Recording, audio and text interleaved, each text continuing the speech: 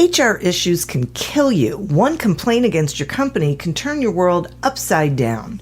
And you spend way too much time dealing with HR when you should be spending your time on making a profit. You should talk to Bambi. With Bambi, get access to your own dedicated US-based HR manager starting at just $99 per month. They get to know you and your business while providing HR expertise and the personal touch you need and want. They're available by phone, email, and real-time chat, so onboarding and terminations run smoothly. Team members reach peak performance, and your business stays compliant with changing HR regulations.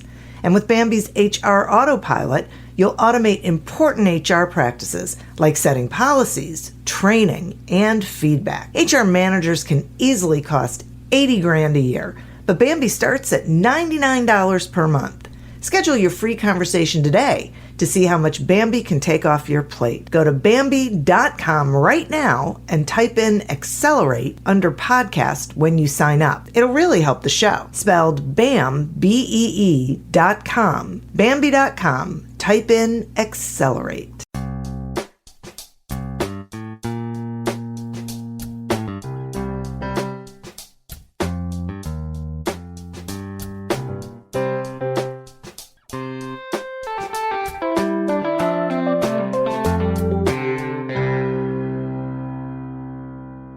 Welcome to Accelerate Your Business Growth with your host, Diane Helbig.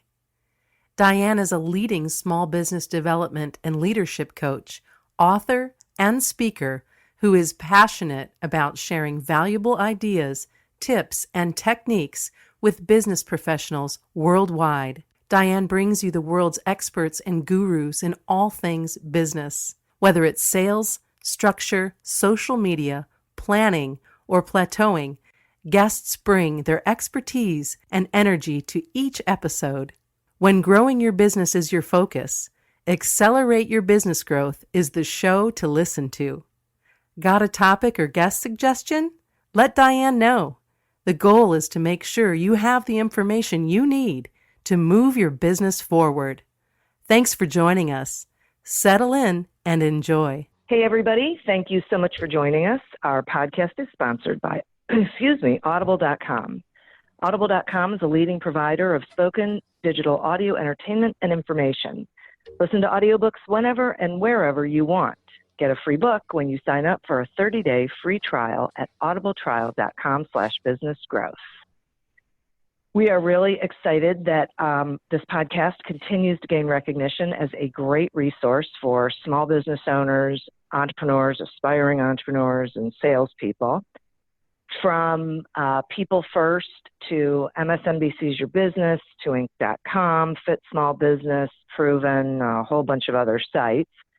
Accelerate Your Business Growth podcast is enjoying inclusion on lists of the best podcasts to listen to.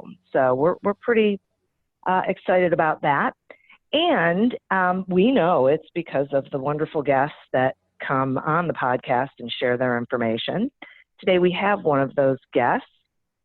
With me today is Lee Caraher. Lee is the CEO of Double Forte PR and Digital Marketing. An acclaimed communication strategist, she's known for her practical solutions to big problems. Her company works with some of the top consumer and technology brands in the country. Lee's the author of Millennials and Management, based on her experience with failing and then succeeding at retaining millennials. Her second book, The Boomerang Principle, was published in April 2017. Lee has a reputation for building cohesive, high-producing teams who have fun together at the same time. She's a straight talker who doesn't hold too many punches, although she does her best to be pleasant about them. Her big laugh and sense of humor have gotten her out of a lot of trouble. Lee is active in the community and currently serves on 3 nonprofit boards.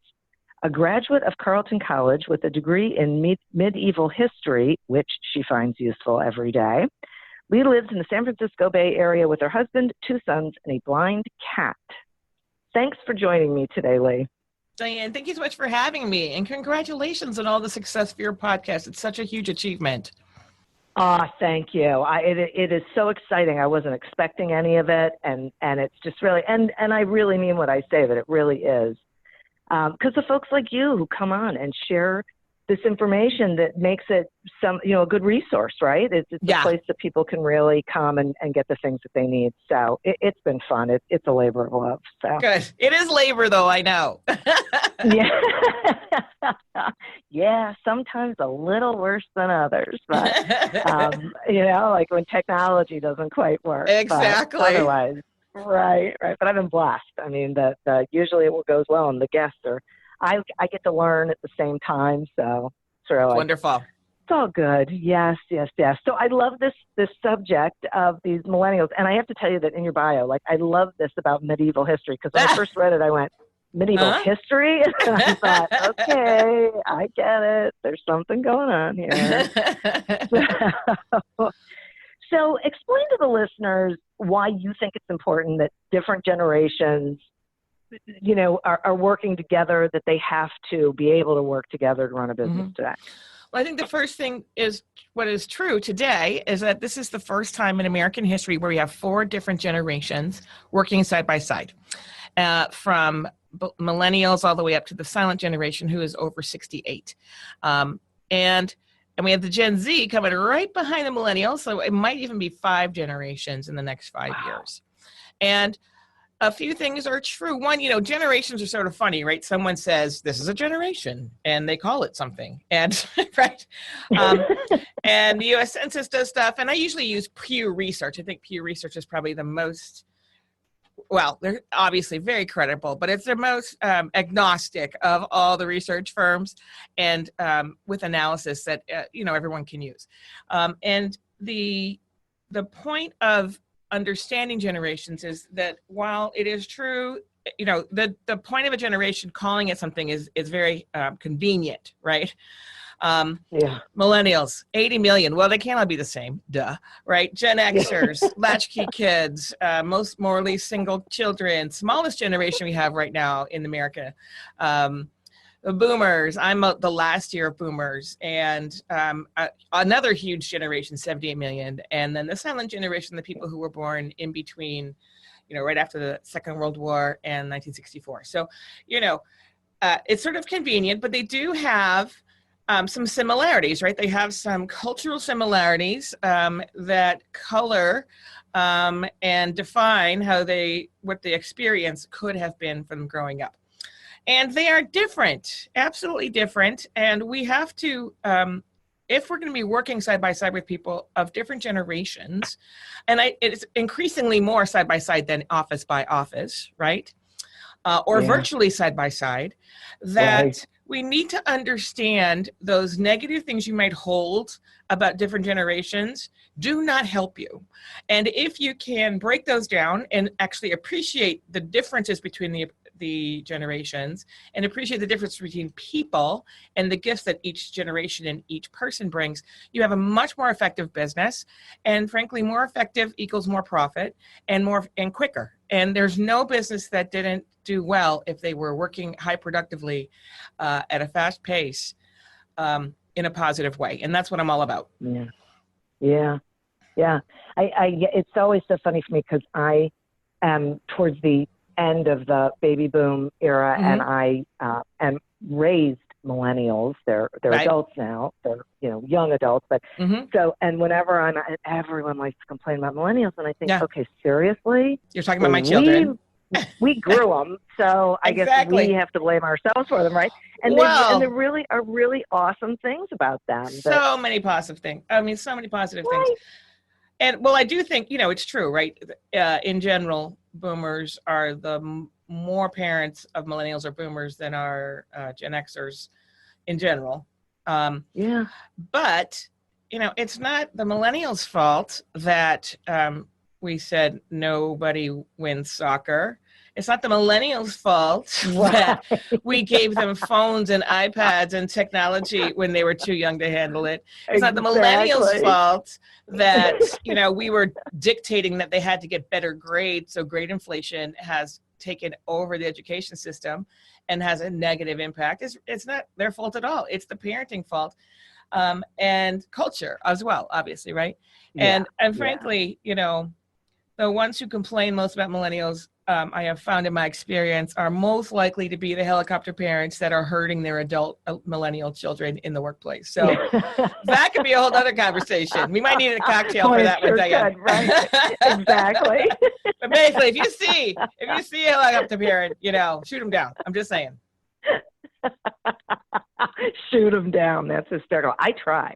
I don't know if they're listening to me, but I was not a helicopter parent that half the time I really did not know where my children were. Right. I mean, I knew they were safe. My parents didn't know where I was when I was growing up because we didn't have. Be home by 6. Okay. Seriously. You have to give me a watch because I don't have a phone. Well, right. You need to learn how to tell time. Right. Yeah. So, no helmet when you ride a bike, whatever. Oh my gosh. Right. The fact that we're alive.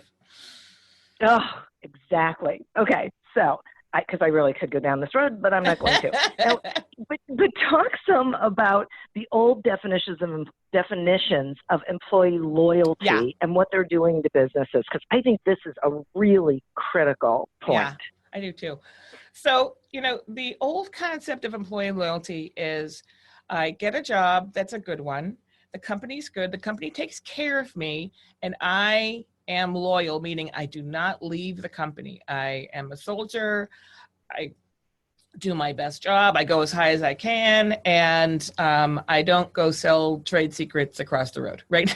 Basically, that's employee. And then when I retire, I get a nice gold watch. The number of gold watches that actually got given is very infinitesimal. However, and basically that all started changing in the late 80s when shareholder value took precedence over pure profit margin. And when people companies, particularly publicly traded companies, started laying people off for shareholder value over performance. And that's when we went really, when the trend towards quarter to quarter performance was more important than the trend towards sustainable performance over time. And there's some obviously notable exceptions, but very few, frankly. So, and in today's world, what millennials get dinged on all the time is job hopping. They're not loyal. Right. Why am I going to spend any time training these people because they're going to leave and I have to start all over again? And I was hearing this I speak a lot about this topic. I do a lot of workshops for big companies, small companies, associations. And everywhere I went, they're not loyal. And I said, why should they be? Why should millennials be loyal to companies when they have proven through, it doesn't take very much to figure out that 8 million boomers lost their jobs in 2008, 2009. And 20 years of working did not save your job. Number one, right? And then they killed the pensions, and then they killed all these things, right? So the promise, the American dream promise of I work hard, I get taken care of, was broken a long time ago. But really, 2008 implosion of the economy was the last nail in the coffin. So millennials have grown up with their parents telling them, do not stay too long, do not get stale. You had 8 million people who couldn't find work, right? And the people who had been at companies for 5, 6, 7 years, it's a little different if you're a public employee, because the 10 years longer in a public employee kind of place, we're like, oh, you're stale. Gosh, you don't know anything new. How could you possibly know anything new? The world has changed. So they've been told this, right? And they have their own experience of this. One of the reasons we have such crushing millennial student debt is because these boomers who thought they'd be able to pay for their kids' education in college could not after they lost so much money in 2008 implosion. So they know not to stay in one job. They also believe they'll be working forever. Right. So, boomers, like I said, I'm a boomer, tail end, last year boomer. And we all thought we'd be done at 50. I mean, this was prevalent thought. And, 50 came and went for me. I'm still working. Yeah. That beach is far away, even though I live in California. And in terms of me staying on every day, right? And we're all working much longer than we thought we were going to, boomers. And a lot of this negativity comes from our dissatisfaction with that fact. So today's employee loyalty is more about how do you help people be the most valuable while they're there. And then when they leave you, because they will, every time you hire someone, they're going to leave. So it should not be a surprise, right? But when they leave you, how do you help them be valuable to you once they're gone? Once they are out in the world and you're actually not paying them? Because frankly, the definition of loyalty when someone is paying you is the wrong definition. That is a transaction. You pay me, I do something for you. Loyalty is really expressed in the world when I do not have to do anything for you. But I'm out there in the world going, you know what? I just met Diane. Oh my gosh, Lee, you need to meet Diane. She would be an awesome partner for you.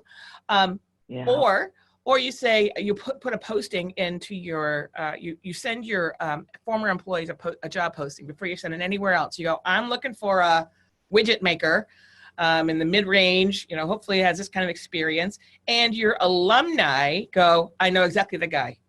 And they just do it and they introduce you. They just do it because they know your company. They have gratitude for the work that they did there.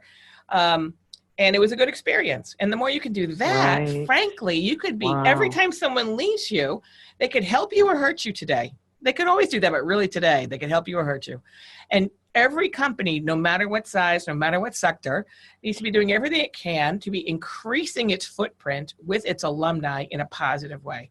And how people boomerang back, which is the name of my second book, they might boomerang back as full employees. So my company is 15 years old. We have 35 people here today. We have rehired 14 people, and we have rehired 4 people twice. So each person we rehired was more valuable the second time around than the first time. Why? Because they knew our culture already. They knew how we basically got things done. They went into the world, did something else, got a broader point of view, and brought it back to the firm, and were fully utilizable like within 30 days, not within 6 months. So this is the thought about how to think about loyalty for the life and not just for the duration of when I pay you, because technically that's not loyalty, that's a transaction. That's a very long answer. Sorry, Diane. Oh, hey, don't apologize. I think this is so great. It's a totally different mindset. Yeah. It's a way of looking at your company. I'm listening to it, I'm thinking, right. And if you think your company is a great place to be, you're going to create it to be a great place to be. Understanding people aren't going to stay, and that's okay, but they're going to refer people to you. They're going to potentially come back. Mm-hmm. But everyone who has an encounter with it is going to have a good encounter, no matter who they are. And, not everybody leaves boomerang eligible, right? But I think not everybody does, because there's always something. But if you can be in a position where 95% of your employees are leaving boomerang eligible, meaning they could be rehired, oh my, you are so far ahead of the competition. Oh my goodness. And I think this year, 2018, the most important thing any company can do today is create a formal corporate alumni program that you manage, that's not managed on LinkedIn by some rogue ex-employee, but that you manage and you build over time, because the more you keep the people who you thought were great and that you hired them before and they thought you were great and they came to work for you before close to you, the more powerful your business will be. And so when you said some rogue ex-employee on LinkedIn, I think people don't realize that when someone has a bad experience and they leave, and if that leaving is a bad experience, they're going to talk about that no matter what. And it makes it, and it just makes it even harder to fill that pool of talent. I think that if you don't have a boomerang concept, then you're working way too hard to find new employees. I think way too hard. This is really interesting. And we're all fighting for that top 25% of the talent. No matter what category you're in, no matter what part of the country you're in, we all want that top 25% of talent. And on an up economy, on a down economy, the best talent. And more, the best talent is going to have more and more options. In our virtual world where you can work anywhere in the world and be connected, our best talent is going to have more and more choice about where they choose to work. So I do think that there's a shift going on, and we see it in big companies and small companies, where the best talent gets to decide what they do, right? And the more you can be known as an employee as a talent brand, a place where great talent goes, the better it is. And it is hubris for us to think as CEOs, as business leaders, that we could hold a person for their entire adult life, working life. In particular, millennials believe they're going to have 5, 6, 7 careers, not jobs, like not like go from one PR firm to another, but actual career choices. Well, I'm a company of 35 people. I can't hold everybody who wants to be a nurse, you know? Right. But I can help everybody who wants to be a nurse have a great experience doing what we do for a living so that it's beneficial to them when they leave. And then hopefully if I need a nurse, they can help me, right? So, you know, this whole concept of not training people because they might leave is absolutely backwards. What we need to actually be doing is training people from the first moment they get there. And the actual inverse is true. The more you help people be more valuable in your business, the longer they stay. The longer they stay, frankly, the great people stay, the better it is for your business. And conversely, the most loyal thing an employee can do is leave when they're no longer inspired by the work at hand. Oh, I love that. That is so true. You know, you just have someone who's been good before, and then they hit their own bump, and they don't get out of their bump, and you're like, well, you want them around? No, you don't. No, you don't. Right. So, and it's then really what's your dangerous. your opportunity as a boss, as a leader, to say, you don't look happy. Yeah. There's something going on at home. It's something you just don't like this work anymore. And then you figure it out, right? If it's something at home, well, how can we figure it out so you can actually keep contributing, because you need to contribute.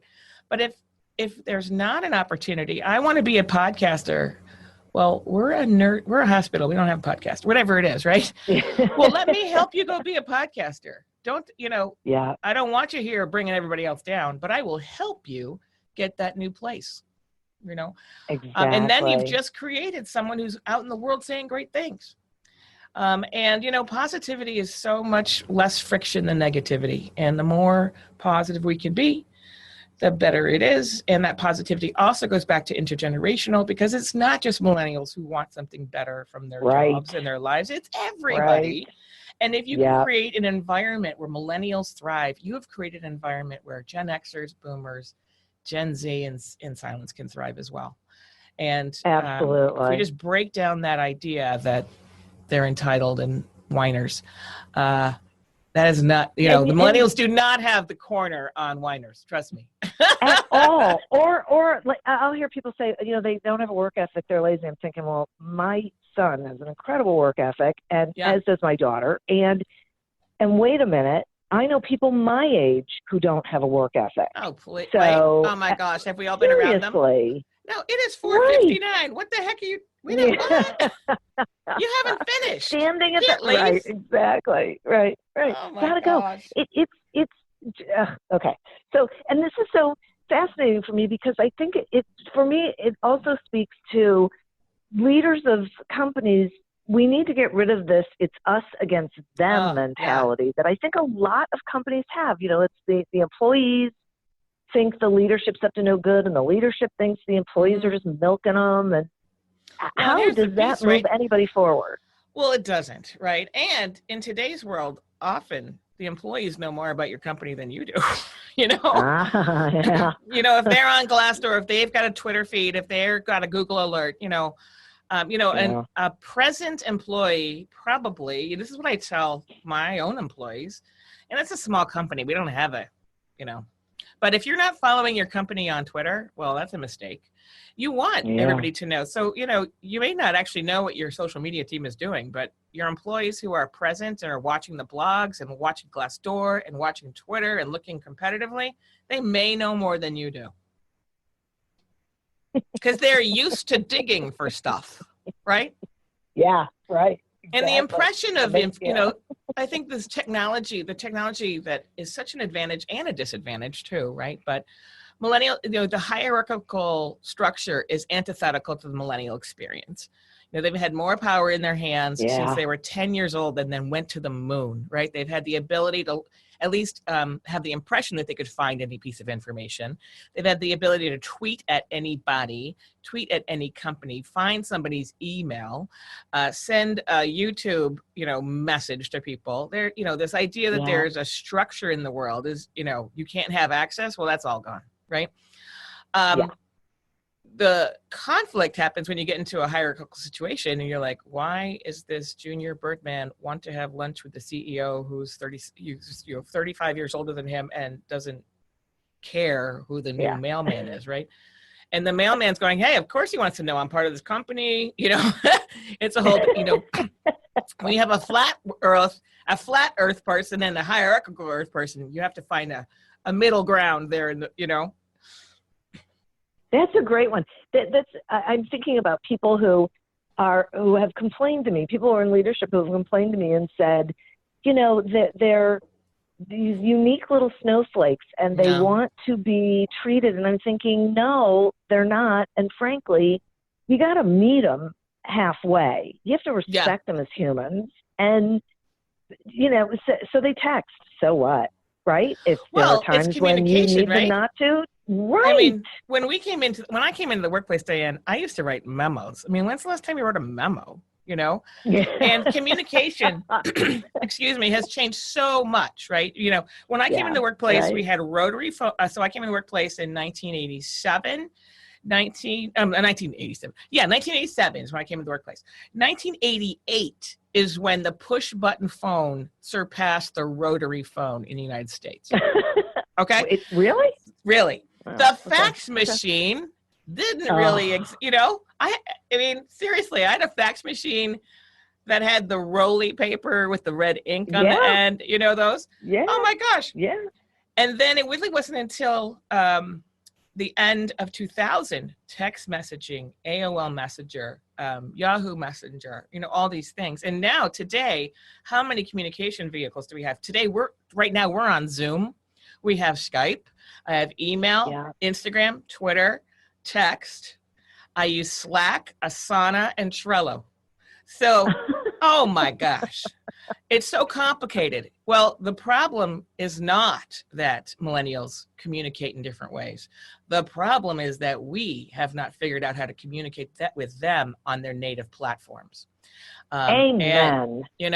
And the biggest problem that boomers have. So if you're a boomer, so this year it's 54 to 69, and you're going to have to keep working because 80% of boomers are going to work past 70. Right. You better know Trello. You better know Asana. You better know what Slack is. You have to be relevant. And relevance is not just subject matter knowledge. Relevance is communication, platform agnostic. And being able to sort of swim in the fishes there, And often, my New York office is in a WeWork space, right? Which I really like the WeWork idea. You're co-locating, you have a lot of companies, it's a bit of a, I actually blogged on this the other day, but it's a fishbowl, right? They're all glass windows or walls so that you can reconfigure all the time. So on the floor that we're on the other day, the GM of my New York office slacks me. She goes, I just heard the guy two offices down say, I interviewed this lady earlier today. She knew so much. She really, she had a lot of great experience, but she was a dinosaur. Right? Well, that's the millennial we want to shoot. Right? But who knows if she was just giving them a memo. You don't know, right? Did he say, I was so offended when I heard this. I'm like, you went down and gave him the finger, right? No, I didn't leave. Well, I would have. But you also don't know, did she not know how to use Instagram? Did she not have a Twitter feed? Was she not on LinkedIn? You don't know those things, right? And all those things matter.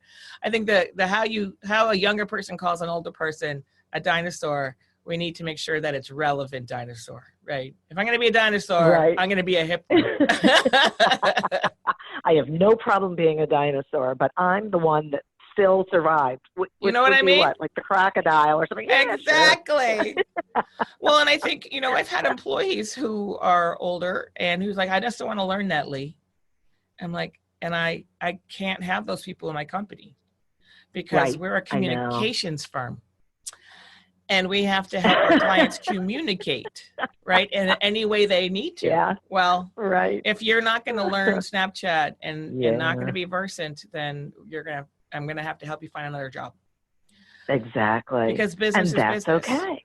And that is okay. Because they wouldn't really be happy. I mean, that's going to be really, really stressful for them as well. Of course. So, I worry about them being able to find the work that they like because the world is changing so much. Yeah. But if I give opportunity, I think a business leader's job is to help keep the company relevant and to help keep our employees relevant, right? Right. If our employees don't want to be current, that's not on. But there's opportunity to be current. That's not on us. Right. Yep. But and that's a whole other conversation we could have. Yes, it is. And I got to take a quick sponsor break, so hang on a second. All right. We'll continue this. Okay, so Accelerate Your Business Growth podcast is happy to be sponsored by Audible.com. Audible.com is a leading provider of spoken digital audio entertainment and information. They have over 150,000 titles to choose from, and you can listen to them on any device, including whatever you're hearing us on right now. If you sign up at our link, which is audibletrial.com/businessgrowth, you get one free audiobook and a 1-month trial of the service. Some examples of books you can listen to on audible.com are The Go-Giver by Bob Berg and The Boomerang Principle by Lee Caraher. So visit audibletrial.com/businessgrowth, explore the books that are of interest to you, and receive one free audiobook when you sign up for the trial. Today, we are talking with Lee Caraher about leading the next generation workplace.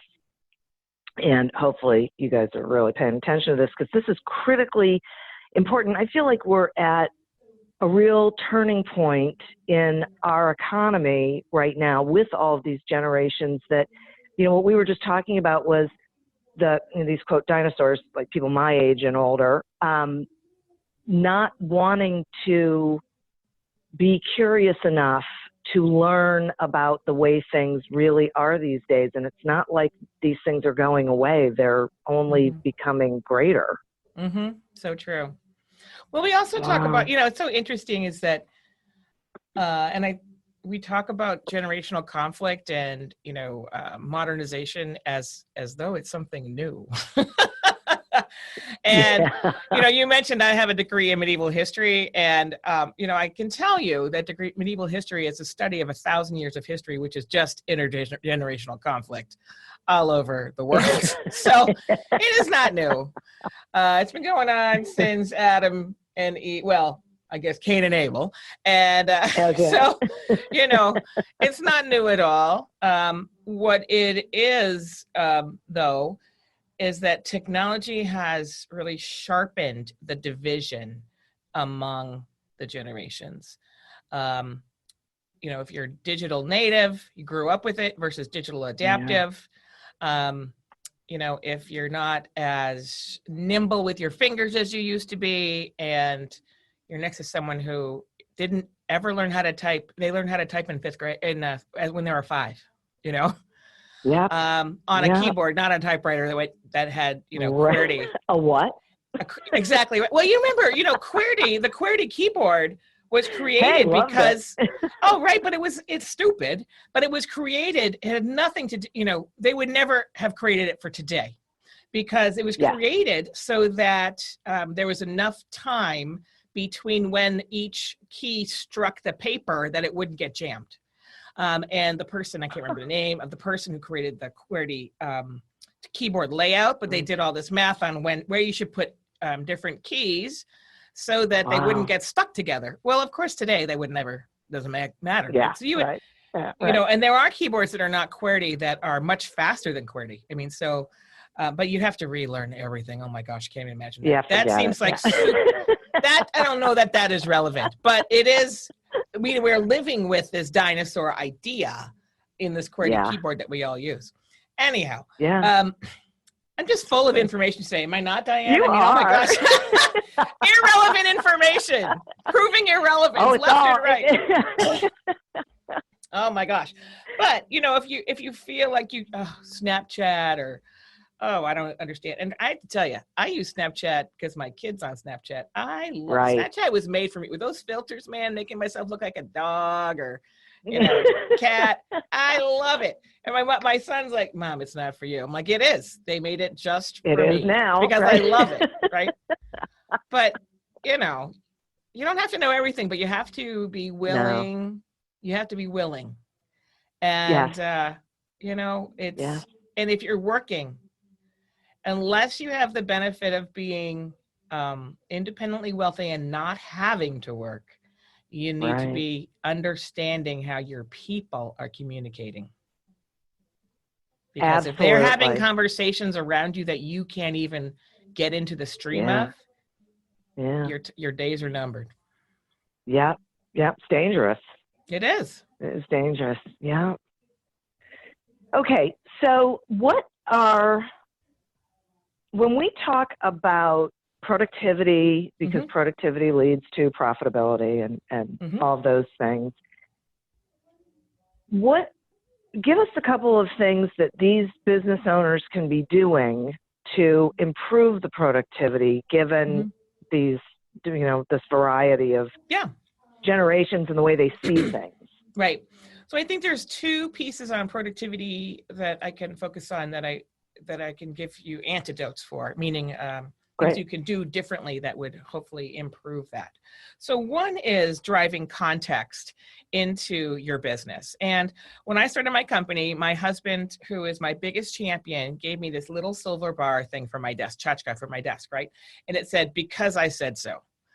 And I thanked him and I put it in my drawer because it doesn't work that way anymore, right? No, last time I said, just do it because I said so. There was mutiny on the Bounty. Yeah. So, and I said, just please do what I say, right? But it doesn't work that way anymore. And unless you're in a command and control situation, which very few of us are, command and control situations are, the fire is burning down the house and someone has to tell you where to put the water. I mean, that's really very few of us. But you really need to drive context into your business. So what does that mean? That means before you start a project, you are sitting everybody in the team down and saying, here's the goal. Reminder, here's the goal of the company. Here's the goal of our team. Our project will help the team achieve X, and the team will help the company achieve Y. And here's, it's going to take us this much time, and these are the things, here are the partners, and just really going, giving the whole lay of the land on what is the project. And then going to the next level. So how is the team divided? All right, so we have a team of 12. So Lee, what your job as the senior art director, whatever, is to make sure that everything has its own look and feel, and that the partner who's outside the company is fully on board, and whatever it is, and explain everybody's role around the table to each other, so that not only do we understand what the project's for and why we're doing it and what the time frame is and all that kind of stuff, and who the partners are that we need to know, we also understand explicitly whose role, who has what role, and how my participation will impact everybody. And often we sit there, no one's going to care if I did this right or not. It doesn't really matter, really, because we don't understand that someone else is counting on me to do my job. And if we can do this at the beginning of, you could do it on the beginning of the day. Sometimes you need to do that if you're on a sprint towards an end, here's what today is going to look like, everybody. We need to adjust. Or you could do it at the beginning of a 6-month project and at milestones and all that kind of stuff. This cuts down so much unproductive time of, I don't need to do that. What am I doing this for again? When is this due again? Because I know who I am on this team. I know that my role is important, that someone else is counting on me, and that together we're going to achieve something that will make a difference for the company.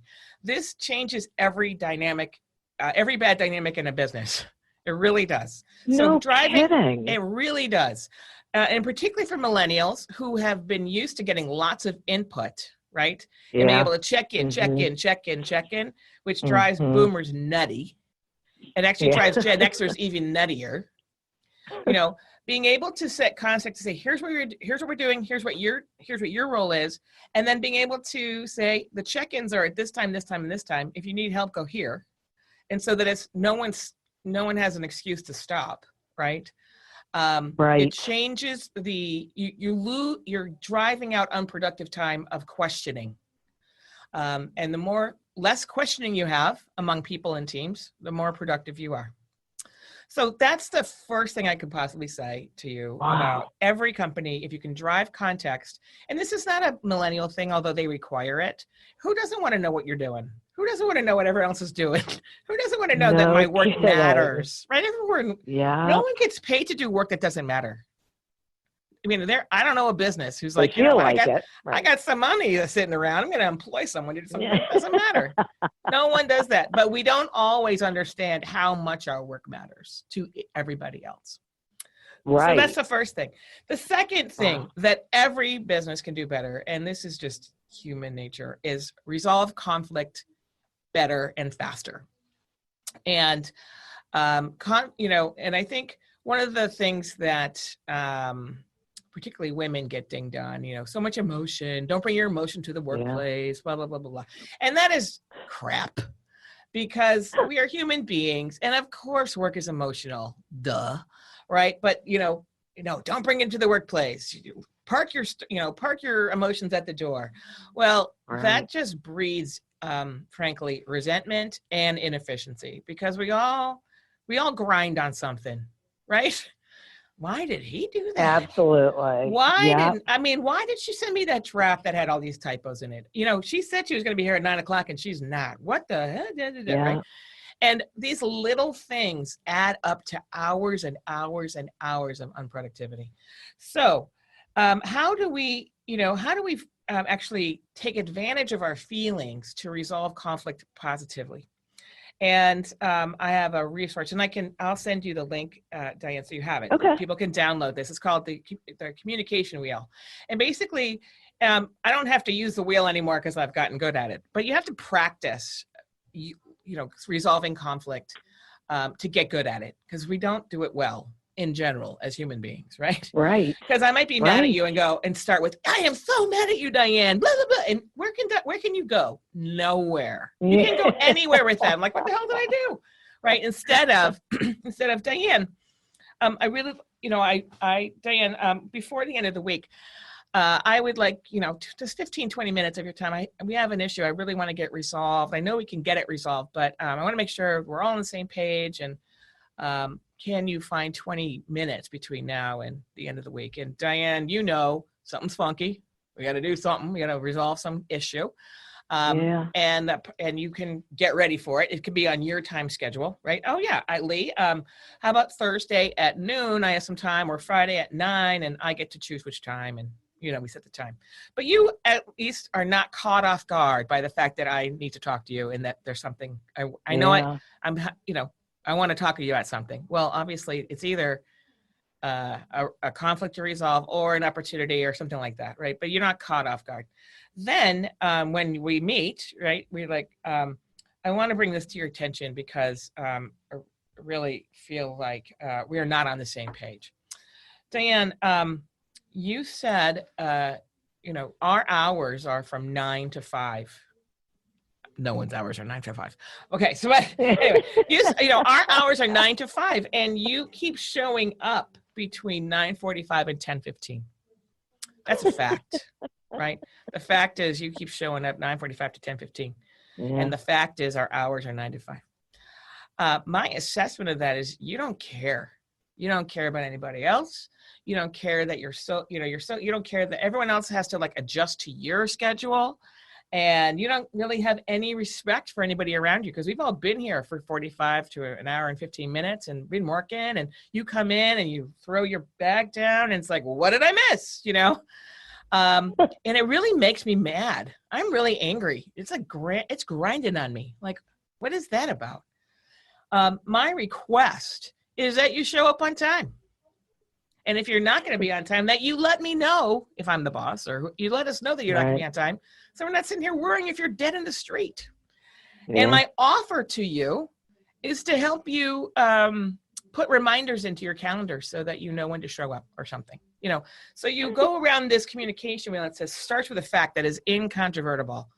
You know, you're late actually is not a fact. You're late is an assessment of a fact, right? The fact is you show up at 9:45. Yeah. The fact is we started late, whatever it is. Yeah. My assessment is that you're lazy. Or my assessment, those are lazies, right? And my anger is like, I'm so mad at you. Well, if you start there, you got nowhere to go, right?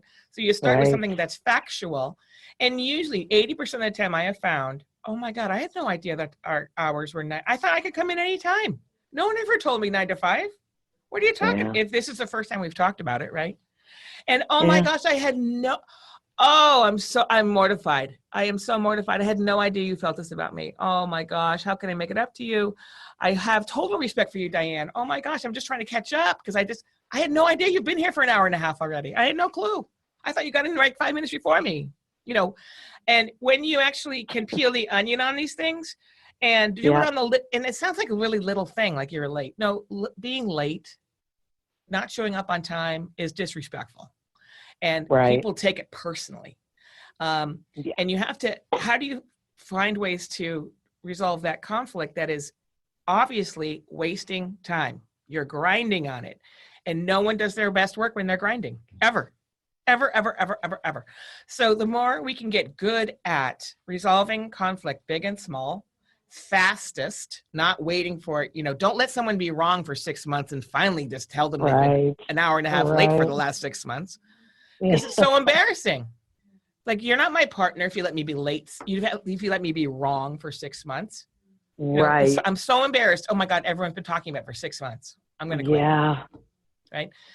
So there's a lot in that, right? So how you can respectfully resolve conflict that is an offer and a request, because it's not just on them. And you're in a relationship with someone as soon as you're working with somebody. And do it early and off, you know, and sort of get good at it. So it's normal.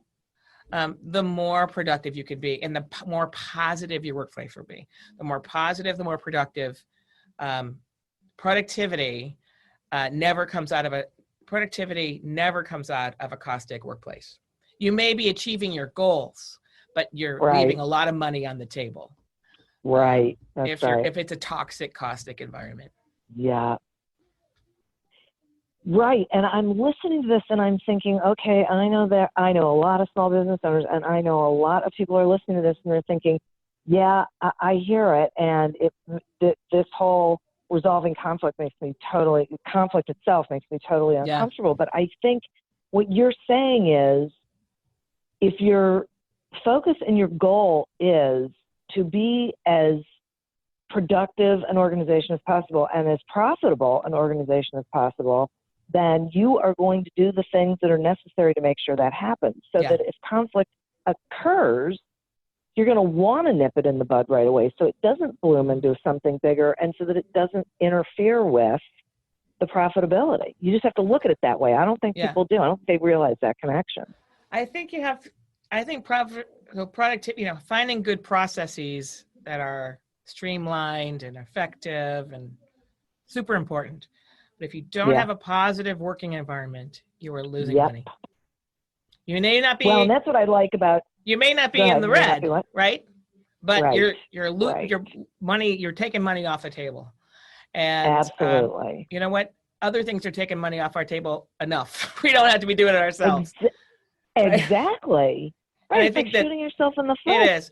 And we're not good at it. No one teaches us, you know, in kindergarten, we go to the rose table, you know, but no one does that when you're a senior in high school or a senior in college. And it is something that you have, I mean, I know for me personally, I had to learn how to do this. I had to practice. And I felt so dumb. Here I'd been in business for so long. I started my own company. Before this, I started another company for a bigger entity and been in leadership for so long. And I was not good at this. And when I practiced it, and you know, it's a muscle memory. It's muscle memory. You have to get good at it. And as leaders, as business owners, it is up to us, everybody who works for us, two things. They choose to work for us, They're Yeah. choosing to follow you, and your job is to model the behavior that you want. People look to leaders to say, how should I act in a conflict? How should I act in a crisis? Right. How should I act when something's going on in the world? So there's like this whole Me Too wave, right? Like, Yeah. how should I Yeah. act when this happens in the world? Well, leaders, no matter how small the group you're leading, your people are looking to you to show them how to act. And one of the most important things you can do for your business and for your life, frankly, is learn how to resolve conflict respectfully and quickly. And this tool that I've adopted from, I had an executive coach a few years back, and she helped me develop this on some of the work that she was doing. So I totally credit her, Lori Ogdenmore.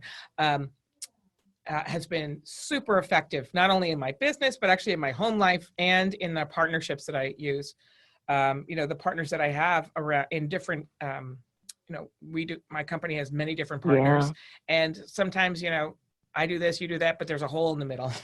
Like, no. And me being able to have a conflict resolution conversation with the president or the CEO of a partner firm so we can get together fastest, plus that context building at the beginning, so that there's no, like, you've laid out the facts, right? So there shouldn't be any 9 to 5 or our hours. Why didn't you know that? Right? Well, you never said it. It's nowhere. It's not written anywhere. It's not in a handbook. Oh my gosh. Of course it isn't. Right. Those two things together, context and conflict resolution, will drive productivity, positivity, and profit into your business. Absolutely. It is so great. And that whole context, I find it amazing how many businesses don't want to take the time to have the conversations that would save them so much time. Yeah. Right? It's sort of like those, when someone goes, oh, just be faster if I do it myself. All you're doing is creating a bottleneck. You're not creating any efficiency. You're making yourself the most important person in the room, which leaders should never be. Yeah. Exactly. Wow. Okay. I have to know the answer to this. You used to take prospective employees out to dinner and you stopped doing it. Yes, I did. So I used to take, prospective employees, because I would be the last person someone would go through to get hired here, right? And we entertained a lot, and it was a way to see how people conducted themselves and were they comfortable in their own skin and all that kind of stuff. And I guess within a month, like a 30, 45-day period, I took 2 people out to dinner in their interview process, and we decided not to hire them because they could not eat. And I don't mean they couldn't put food in their mouths. Of course they could. But they were like, it was just so terrible. I mean, and it sounds so judgmental, right? I understand that it sounds so judgmental, but business is judgment, right? And, one person one person slurped their soup and didn't put their napkin in their lap and answered the phone at the table and picked their teeth. And the other person put her lipstick on at the table, didn't really know how to, pushed her food around the plate, had 3 glasses of wine, and, slung her bag on the floor so the waiter tripped over it. And I did not hire them. I was like, oh my God. And I, later on, 6 months later, I kicked myself in the butt. I was like, oh my God, how stupid was that? I can teach people how to eat. I cannot teach people to have curiosity and to be nice people and to be good team players. I can absolutely teach people to eat. And I had the benefit when I was growing up of cotillion, where I learned how to cut butter with a banana, but they don't teach it anymore. No. Right? And in our big cities that are really melting pots, not just for our country, but for the world, what's rude in one culture is not in the other. So I decided not to worry about that anymore. Save myself some money, not take people out for dinner. And then when people get here, we teach them what we want them to know about the manners that matter for our workplace. And it's not just eating, but eating matters. But it's also, how do you be, what's rude in a common workspace? How do you be a respectful because managers are all about respect, right? How do you Right. be a respectful colleague in conference calls and all this kind of stuff? So we teach people all that stuff. There isn't anybody on the planet, I don't think, who would not benefit from reading The Advantage of Business Etiquette, but it's a $50 book that's like a doorstop that no one cracks open.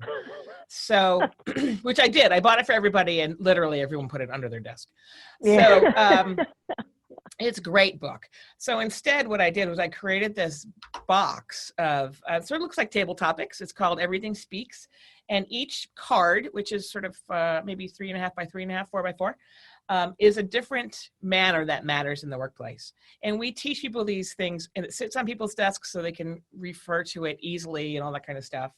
And we teach them all because, you know, how far you get in business has a lot to do with how people feel respected. Not all of us can wear hoodies to work like Mark Zuckerberg, you know? Yeah. Right. Exactly. And Mark Zuckerberg and Steve really Jobs and Mike and, you know, and Bill Gates, they're the exception to the rule. The rest of us, 300 million of us, really need to get along with everybody else. Yeah. And I do understand it does sound very judgmental, but you know, you never know who's watching you. You never know when the black ball is being put into the bin for you because you picked your teeth at the table, and you know there are people around you. Sure, but you're right. Everyone does. You develop beliefs about people based on their behaviors. Absolutely. Because you don't really have anything else to go on at first blush. So everything speaks about you. How you dress. Yes. How you show up. Do you stand when you greet somebody? You know, women, I think, were put at a disadvantage often in business because they were told you don't have to stand when you meet somebody. And this is weak. This is really weak. Everybody stands when they meet someone for the first time. Everybody stands, you know, and, you know, those kinds of things. So I do everything I can to help people understand what could be getting in their way in their career based on the behaviors and manners that they're not ignorant, they're just uninformed. Well, and one of the things that I so like about this is that it really speaks to everything we've been talking about, which is helping people be the best they can be when they're working with you. Right. So that, right? I mean, it's just whether they stay or go, that's not what matters. It's building them up, it's helping them be a contributor. Exactly. And the more you can do that, the more you can do that, help people be the best they can be, help people and really manners are sort of a common language in a team, right? How teams work together, the shortcuts, everybody knows all that kind of stuff. Well, the more you can do that, the more you can help people be the most productive possible. The more loyal they'll be when they leave you, because they're going to leave you. Right. But maybe they stay a little. If you keep somebody in your company an extra year, you've saved yourself $100,000. Yeah. Just on lost productivity and recruiting fees, right? So if you keep someone one extra year that they didn't think they were going to be there, you win, and it pays off. Exactly. It just takes a while for you to see it. But that's why we're talking about it, because you know, right? If we can just get even a couple. Exactly. Well, I wrote my first book. So like you said, my first book, Millennials Management, The Essential Guide to Making It Work at Work, was out of my experience of abject failure. Seriously, we hired 6 millennials within 8 weeks of each other, and they were all gone in 3 months. And I had never had 100% failure in recruiting and retention in my career. And like one person could have been their fault. I could have made one bad hire, but I couldn't have made 6 bad hires. We have great process. It had to be us. It had to be us, which is embarrassing to admit, right? It's like, I've been doing this a long time and we're wrong. But I think it was, and then that's when I started understanding. I didn't even know what a millennial was, Diane. I was like, what the hell just happened? So I go on, you know, and everything I read was so negative. I can't be negative about the people who are going to make sure that I have a future in my business. And I started, I did my own research because I didn't go set out to write a book. I set out to figure out the thing for my business. And I learned all that stuff in interviewing literally hundreds of people in different positions, in different age groups, and different managers and employees and leaders and not, and going back to the basics of respect and, you know, how people work best together. And it's really, work is a Yeah. team sport. Yeah. And what coaches are great at is explaining what you need to do to catch the ball. So Yeah. anyway. Exactly. Putting the team together. Yeah. God, this was so great. I think I could probably talk to you forever, but I can't right now. I can always have you back. I would love really to come awesome. back. Oh, It would be good, awesome to good, come back. good. Well, terrific. We'll figure that out. So, but in the meantime, first of all, thank you so much for sharing this information. It's incredibly valuable. And will you tell my listeners how they can find you, how they can get your books, all that happy stuff? Sure. The best place to go is leecaraher.com, LeeCaraher.com. You can find my books, Millennials Management and the Boomerang Principle there. They're also on Amazon, on Audible, on at independent stores around the country, and on Barnes & Noble. And then you can find my blog, which I blog about this stuff all the time, off of Lee Caraher, and my agency, Forte. You can also get there from leecaraher.com. You can follow me on Twitter at Lee Caraher, and on Facebook as well at Lee Caraher 1. Very easy to find. Yes. Awesome. Right. It's all about the communication. So that's so great. And I always like to thank the listeners, because if it weren't for them, we probably wouldn't be doing this thing, as well as our sponsor. Go to audibletrial.com/businessgrowth to sign up for a free trial and get a free audiobook. And hey, while you're there doing that, you should get Lee's book as the book. Yes. The Get my book, and I could Principle, talk to you right? because I actually recorded it myself. So yes. Yeah, which I love. I know. I got to listen to it. I can't wait. So continue to prosper and be curious. And until we meet again on another episode of Accelerate Your Business Growth podcast, goodbye and good day. Are you tired of seeing your teen or young adult struggle on a path that clearly isn't the right fit? Is your teenager confused about which direction to take after high school? The future of work is changing rapidly, and our kids need to know all of the options available after high school so they're empowered to make the choice that is best for them. In each episode, we explore the latest trends that are shaping the opportunities of today and tomorrow. I'm your host, Betsy Jewell, and this is the High School Hamster Wheel Podcast.